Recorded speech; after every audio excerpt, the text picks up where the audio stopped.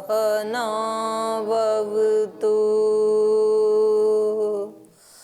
सहनौ भुनक्तु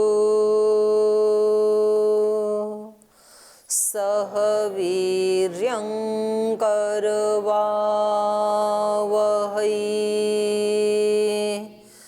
तेजस्विनावधीतमस्तु मा विद्विषावहै। ॐ शान्ति शान्ति शान्तिः।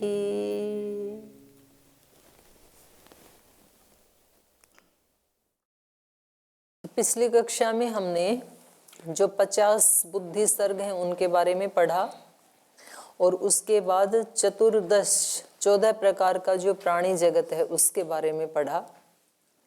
देव योनियां 8 प्रकार की, तिर्यक योनियां 5 प्रकार की और मनुष्य योनि 1 प्रकार की। तो करेंगे ये सभी आत्माएं इन सब योनियों में कहीं ना कहीं बंधन से युक्त हैं और मोक्ष की अभीप्सा करती हैं। हर प्राणी शाश्वत सुख को चाहता है, वो किसी भी योनि में है भले ही, उसको लगता है कि बंधन से मैं या दुख से नितांत मुक्त हो जाऊं।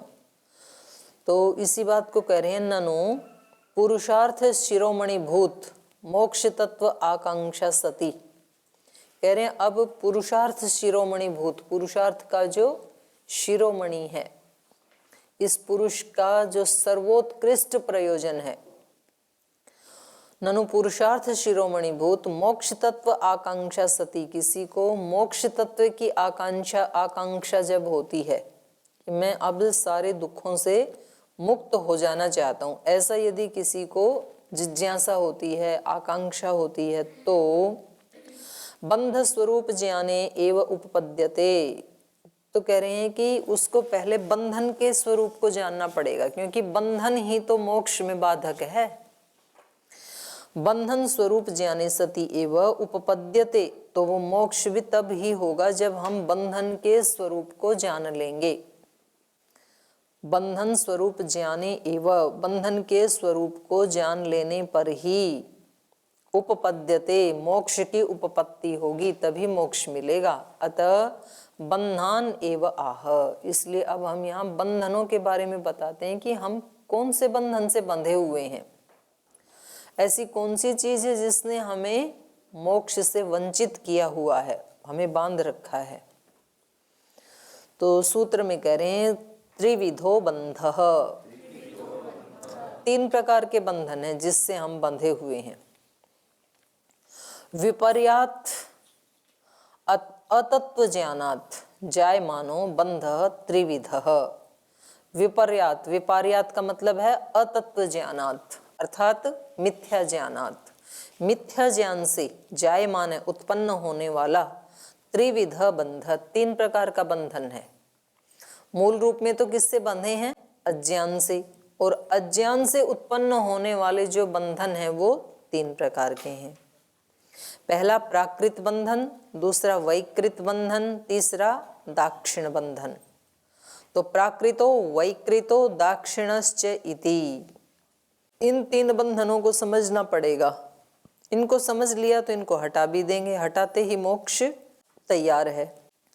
तत्र पुरुष धिया प्रकृति उपासनम प्राकृत बंधः।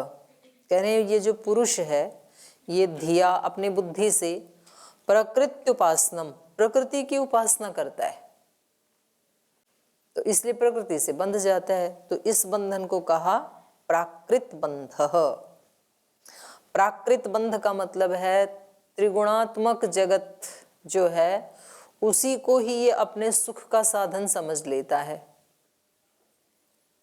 उसकी आराधना करता है, उसकी उपासना करता है त्रिगुणात्मक जगत की, और उससे बंध जाता है। ये प्राकृत बंधन है, प्रकृति से बंधना। तो प्रकृति से बंधने का मतलब क्या है? त्रिगुणात्मक पंचभूत हैं, पंचभूतों से बना हमारा 5 भौतिक शरीर है, मन है, बुद्धि है, इंद्रियां हैं, रिश्ते नाते हैं, संसार की सब उपलब्धियां हैं, संसार के सब स्थान हैं, जो भी त्रिगुणात्मक दिखाई देता है, चाहे वो स्थूल रूप में या सूक्ष्म रूप में, उसी को अपने शाश्वत सुख का कारण मान लेना और उन्हीं संसाधनों को जुटाने के लिए प्रयास करना, पुरुषार्थ करना, और उसी को ही अपनी बुद्धि के द्वारा उचित मानना, तो ये पहला बंधन है। इसको कहा प्राकृत बंधन, प्रकृति के साथ बंधा हुआ। और ये होता है अज्ञान के कारण, क्योंकि ये तीनों बंधन विपर्यात, विपर्यात माने अतत्व ज्ञानात् जायमान है। अतत्व ज्ञान से, तत्व ज्ञान का उल्टा अतत्व ज्ञान अर्थात मिथ्या ज्ञान, मिथ्या ज्ञान से, अज्ञान से उत्पन्न होते हैं। तत्र पुरुष धिया प्रकृत उपासनम प्राकृतो बंध तथा भूत इंद्रिय अहंकार बुद्ध्योपासनम वैकृतः। और कह रहे हैं उस प्रकृति की ही जो विकृति हैं, पंचभूत, इंद्रियां, अहंकार, बुद्धि, इनकी उपासना करना। तो इससे ये पता लग रहा है कि पहले वाला जो बंधन है वो मूल प्रकृति का बंधन। मूल प्रकृति का बंधन का मतलब ये है कि जैसे ही साधक शरीर का आसन लगा करके अंतर्मुख होता है, पहले इंद्रियों को देखता है, बुद्धि को देखता है, विचार को देखता है, और उसके बाद जो एक रिक्त स्थान आता है बुद्धि से अगला, मूल प्रकृति वाला, उसको वो सोचता है कि मेरी समाधि लग गई, मैंने भगवान को प्राप्त कर लिया, और बस वहीं अटक जाता है। जो बुद्धि से अगला स्टेप है मूल प्रकृति वाला, वहीं अटक जाता है। तो उसको कह दिया इन्होंने प्रकृति का बंधन। दूसरा है वैकृत, प्रकृति से जो 23 विकृतियां हुई, तो उसमें क्या क्या आ गया? भूत, इंद्रियां, अहंकार, बुद्धि, इन सब की उपासना करना। भूत तो सबसे अंतिम है, उससे पहले एकादश इंद्रियां हैं, फिर उसके भी मूल में अहंकार है, उसके भी मूल में बुद्धि है, महतत्व है। इस सारा ये जो प्रकृति की विकृति है 24 तत्व, इन सब की उपासना करना, ये बंधन हो गया वैकृत बंधन। इस वैकृत बंधन में तो सारा ही संसार बंधा हुआ है। प्राकृत बंधन में तो कोई एक आध बंधता है, क्योंकि उतनी तो साधना उपासना कोई करता है, लाखों में करोड़ों में एक। वरना तो हम सब किससे बंधे हुए हैं? वैकृत बंधन से। पुरुष तत्वम अजानत केवलम इष्टापूर्तकारिणो दाक्षिण इति त्रयाणामपि पुरुष स्वरूप वेदकत्व अभावे बंधकत्वम। और तीसरा दाक्षिण बंधन कौन सा है? तो कहा पुरुष तत्वम अजानतः, पुरुष को तत्व रूप से न जानता हुआ, चेतन को तत्व रूप से, तात्विक रूप से न जानता हुआ, पुरुष तत्वम अजानत है। केवलम इष्टापूर्तकारिणो दाक्षिण, केवल इष्टापूर्ति के लिए कर्म करते रहना, यज्ञ याग आदि जो बड़े बड़े करते हैं हम इष्टापूर्ति के लिए, और वो करने से फिर दक्षिणा मिलती है। तो बस उस दक्षिणा को सामने रख करके इष्टापूर्ति कर्म करते रहना और मोक्ष के लिए प्रयास न करना, तत्व ज्ञान के लिए पुरुषार्थ न करना, तो ये भी अपने आप में बंधन है, दाक्षिण बंधन है। ये दक्षिणा के लिए किए जाने वाले कर्म, तो जो पुरोहित आदि हैं, वेद पाठी आदि हैं, वो तो इसलिए करते हैं उनको स्थूल दक्षिणा मिलेगी, और जो यजमान हैं वो इसलिए करते हैं कि उनको स्वर्ग सुख मिलेगा। तो बस उसी सुख को शाश्वत सुख मान करके तत्व ज्ञान के लिए प्रयास न करना, समाधि के लिए प्रयास न करना, और केवल इष्टापूर्ति करके ही अपने आप को धन्य समझ लेना, तो ये तीसरे प्रकार का बंधन है। पुरुष तत्वम अजानते केवलम इष्टापूर्तकारिणो दाक्षिण इति त्रयाणामपि, तो ये जो तीनों ही बंधन हैं पुरुष स्वरूप वेदकत्व अभावे, पुरुष के स्वरूप के जानने के अभाव में, पुरुष के स्वरूप को नहीं जान सकते इन तीनों ही स्थितियों में, इसलिए बंधकत्वम, इसलिए इनको बंधन कहा है। ये बंधन की श्रेणी में आ जाते हैं, क्योंकि चाहे व्यक्ति प्रकृति को प्राप्त करके अपने आप को धन्य समझने लगे या प्रकृति की विकृतियों में फंसा रहे या केवल यज्ञ याग आदि इष्टापूर्त कर्म में ही लगा रहे और तत्व ज्ञान के लिए कोई प्रयास ना करे, तो ये सारे के सारे बंधन ही हैं। और अज्ञान के कारण व्यक्ति बंधन में होता हुआ भी उसको ये महसूस नहीं होता है कि मैं बंधन में हूँ। ये एक बड़ा बंधन अज्ञान के कारण ऐसे होता है। तो हजारों में कोई करोड़ों में किसी एक व्यक्ति को यह अनुभूति होती है कि मैं बंधा हुआ हूं, नहीं तो व्यक्ति कहता है मैं तो बिल्कुल ठीक हूं। तो ये भी अज्ञान के कारण ही होता है, क्योंकि उसको पता नहीं ना अपनी शक्तियों का और अपनी उपलब्धियों का कि मैं कितने का हकदार हूं, क्या क्या मुझे मिल सकता है, कितने बड़े सुख का मैं अधिकारी हूं, ये उसको पता नहीं है। तो इसलिए अपने छोटे मोटे सुख को प्राप्त करके ही बिल्कुल शांत रहता है, कोई चिंता ही नहीं करता। बोलते हमें तो कोई चिंता नहीं है, हमारा तो बहुत अच्छा जीवन बीत रहा है। आपको ये अच्छा जीवन इसलिए लग रहा है क्योंकि आपको ये नहीं पता कि आप इससे लाखों गुना सुंदर जीवन भी जी सकते हैं, उसका तो पता ही नहीं है हमें। देवताओं का कैसा जीवन होता है, उससे भी श्रेष्ठ योगी का जीवन होता है। देवता भी योगी बनने के लिए लालायित होते हैं, तो योगी वाले सुख की अनुभूति ही नहीं है। तो इसलिए हम अपने इसी में खुश रहते हैं, छोटे मोटे जो छिलके टुकड़े मिल जाते हैं उसी में खुश हैं। ननु एतद अज्ञान त्रय निवृत्तौ कीदृशो मोक्ष जायते इति आह। कह रहे हैं अच्छा ये बताओ, ये जो अज्ञान है और अज्ञान के कारण ये जो 3 प्रकार के बंध हैं, ननु एतद अज्ञान त्रय निवृत्तौ, इस 3 प्रकार के अज्ञान के निवृत्त हो जाने पर, माने 3 प्रकार के बंधनों के निवृत्त हो जाने पर, कीदृशो मोक्ष जायते, किस प्रकार का मोक्ष उत्पन्न होता है, तो वो बता रहे हैं। तो मोक्ष भी 3 ही प्रकार का है, तो सूत्र कहा त्रिविधो मोक्ष। कह रहे मोक्ष भी 3 ही प्रकार का है, बंधन 3 प्रकार का है तो मोक्ष भी 3 ही प्रकार का है। इष्टापूर्त आदि कर्मसु असारताम पुरुष स्वरूपोपलब्धे एवं सारताम बुद्ध्यमानस्य प्रथमः।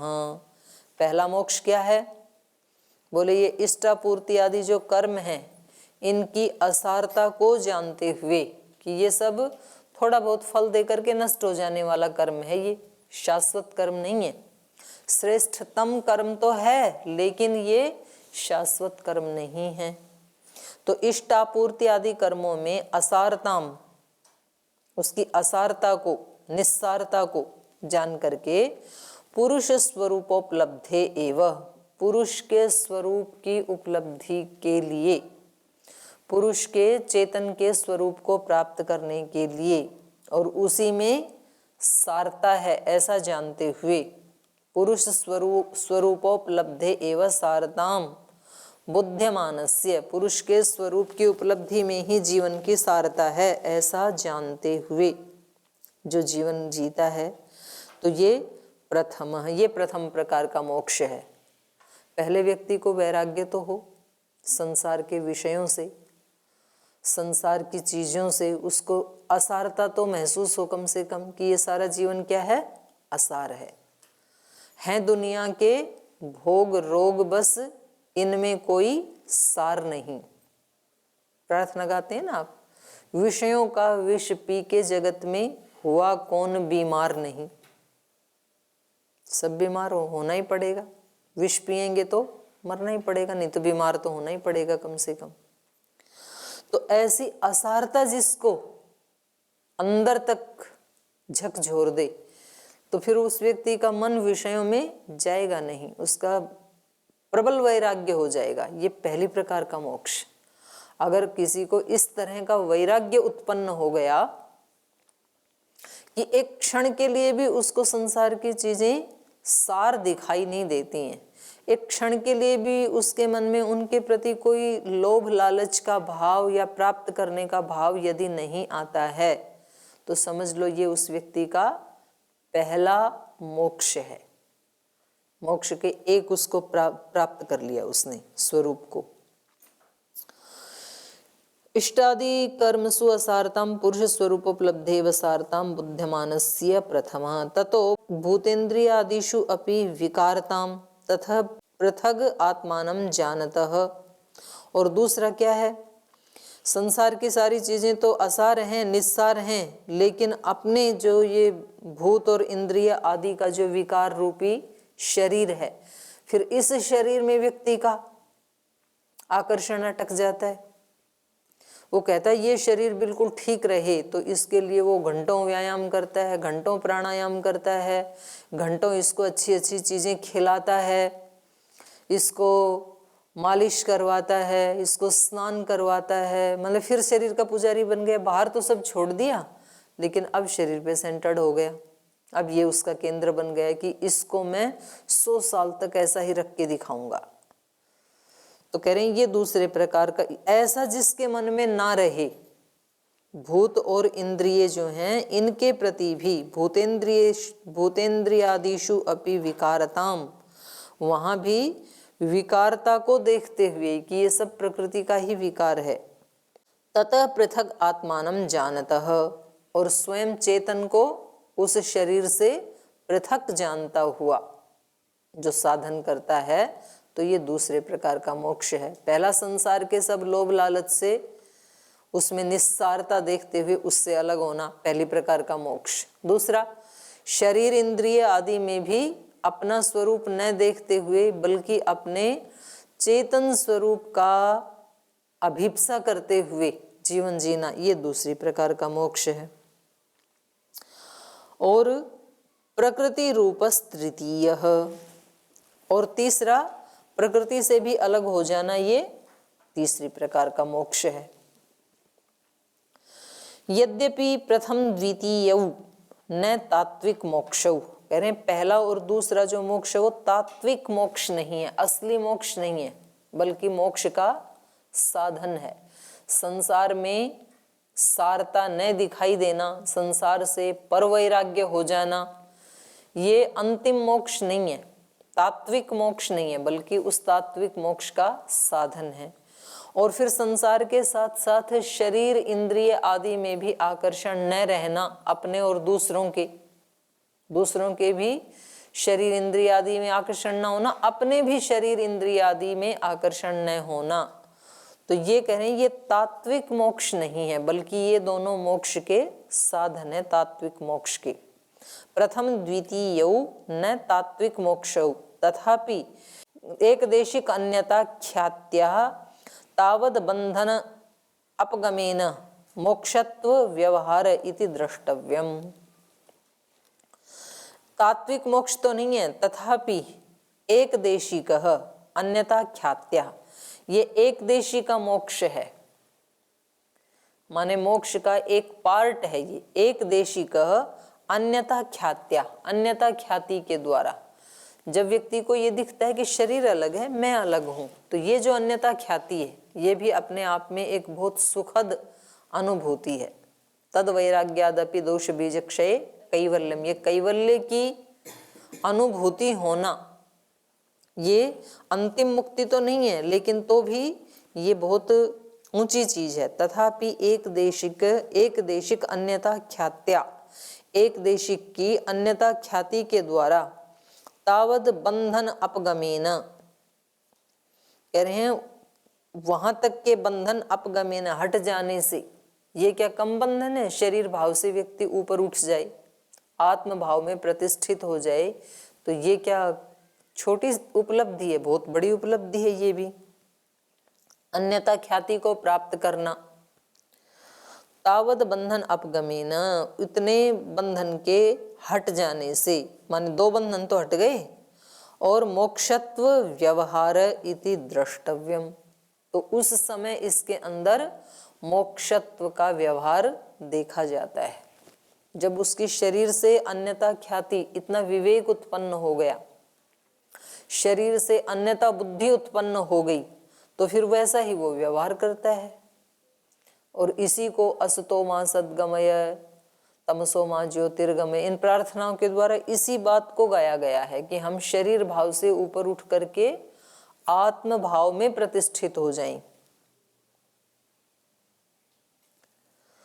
तो इतने दो प्रकार के बंधन हट जाने से मोक्षत्व व्यवहार इति द्रष्टव्यम, मोक्षत्व का व्यवहार वो व्यक्ति करता है, ऐसा देखा जाता है। अत्र बंध मोक्ष संसाराः प्रकृतौ एव न पुरुषे स वासना क्लेश कर्माशयानाम अपरिणामिनी पुरुषे असंभवात्।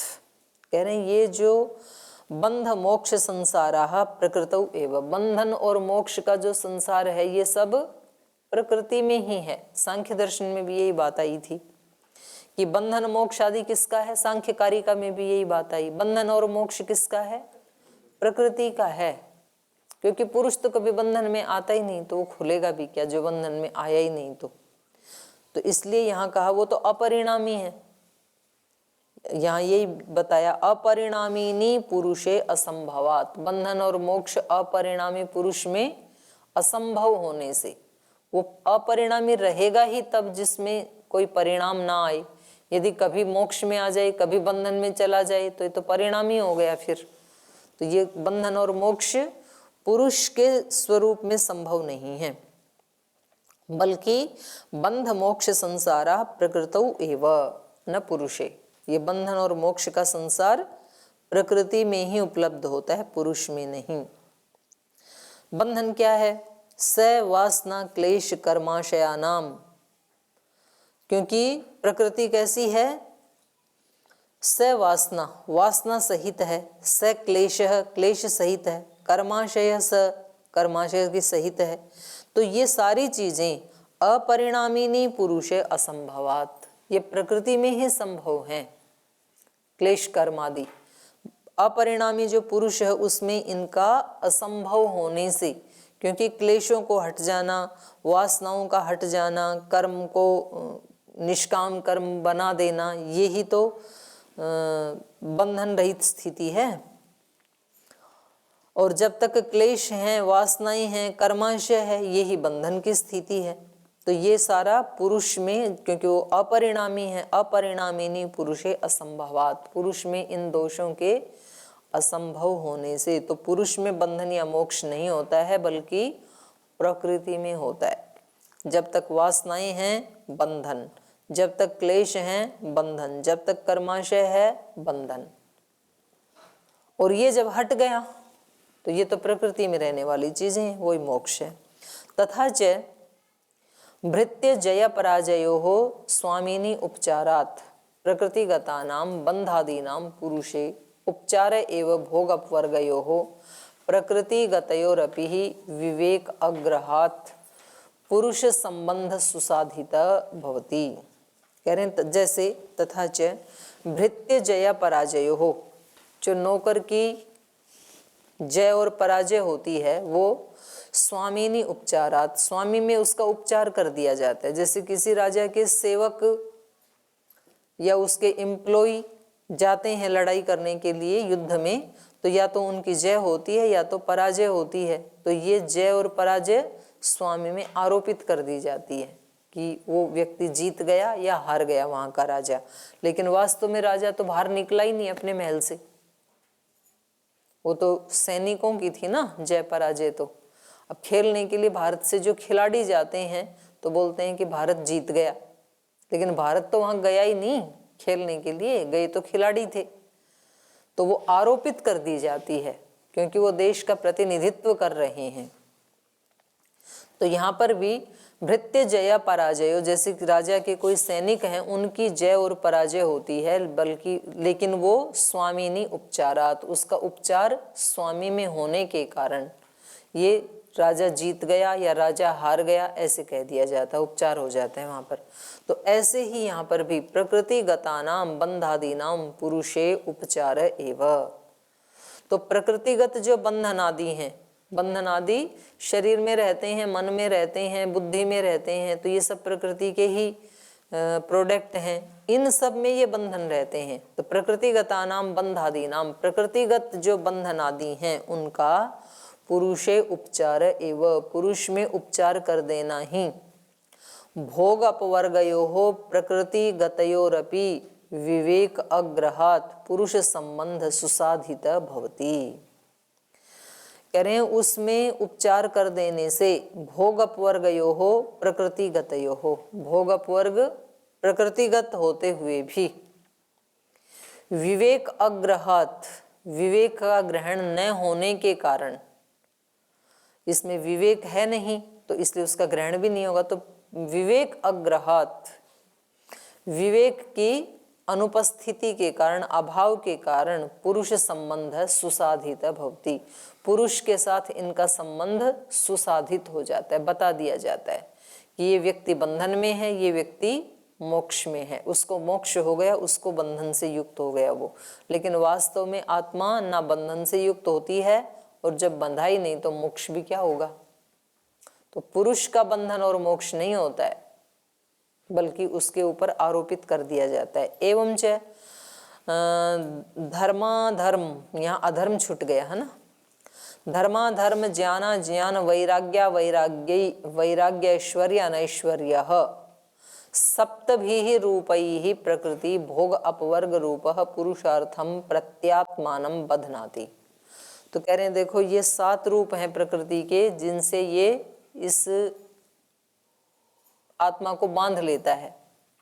एवं च धर्म अधर्म, ज्ञान अज्ञान, वैराग्य अवैराग्य, ऐश्वर्य अनैश्वर्य, सप्तभी रूपैः प्रकृति भोग अपवर्ग रूप पुरुषार्थम प्रत्यात्मानं बध्नाति।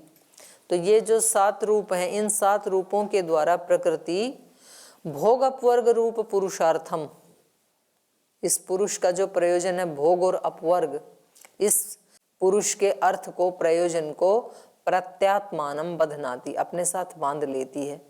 तत्व ज्ञानेन विवेक ख्यात्या एकेन रूपेण विमोचयति, और तत्व ज्ञान के द्वारा, विवेक ख्याति के द्वारा एकेन रूपेण विमोचयति, केवल एक रूप से 8 हो गए ना ये,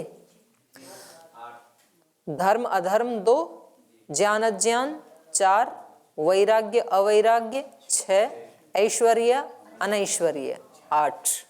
तो इन 8 में से 7 तो ऐसे हैं जो प्रकृति के भोग अपवर्ग रूप पुरुषार्थ हैं, और केवल इसमें जो ज्ञान आया वो केवल एक ज्ञान ऐसा है, तत्व ज्ञानेन विवेक ख्यात्या एकेन रूपेण विमोचयति, कि केवल एक रूप से मुक्त कर देती है, बाकी 7 रूपों से प्रकृति बांध लेती है इस आत्मा को। इति ईदृशस्य तत्व ज्ञान अभ्यासात् आदर नैरंतर्य दीर्घ काल सेवितात् सत्व पुरुष अन्यता साक्षात्कारी केवलम ज्ञानम उत्पद्यते तेन अनादिरपि विपर्य वासना प्रतिबद्धते। तो इसका फिर कल पूरा कर देंगे, अभी समय हो गया, इसको कल बताऊंगी। तो 7 रूपों से तो सप्तभी रूपैः, 7 रूपों से तो बांध लेती है, और एक जो केवल ज्ञान वाला रूप है उससे मुक्त कर देती है। तो कैसे करती है ये कल पढ़ेंगे, आज यहीं विराम लेते हैं।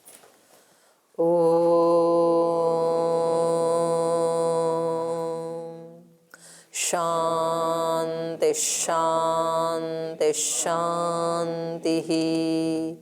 श्री गुरुभ्यो नमः।